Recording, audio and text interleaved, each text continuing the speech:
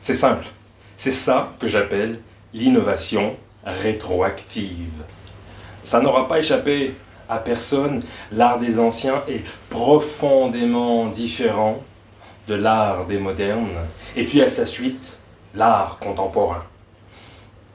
Dans tout ce remue-ménage technique et idéologique, j'ai tenté d'imaginer ce que j'ai appelé l'innovation rétroactive.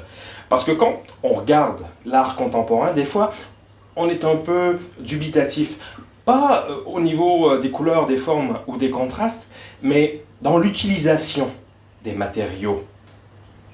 Au profit d'une certaine déconstruction idéologique, des gestes, mais aussi des idées, l'artiste contemporain peut parfois utiliser des matériaux qui ne sont pas du tout pérennes. Dans ma démarche artistique, je m'y refuse. J'ai longtemps, et je continue par ailleurs, à étudier les gestes techniques des anciens. Je répète souvent cet exemple. Si aujourd'hui, dans les musées, on peut avoir des sarcophages égyptiens avec encore de belles couleurs, c'est souvent grâce à la cire d'abeille qui a conservé pendant des millénaires les couleurs, les pigments, la qualité, l'éclat des pigments. Il n'y a pas que la cire d'abeille.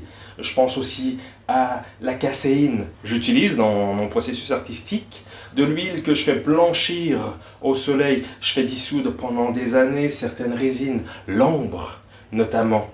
On connaît pour certains auteurs les pigments qu'ils utilisaient. Et puis par simple observation, tel ou tel peintre qui aujourd'hui nous restitue des peintures dont l'éclat pigmentaire est encore excellent, on peut en déduire que certains pigments passent mieux le temps. Donc l'innovation rétroactive, en résumé, c'est un peu ça. C'est s'inspirer des gestes techniques des anciens pour avoir une production plus vertueuse aujourd'hui.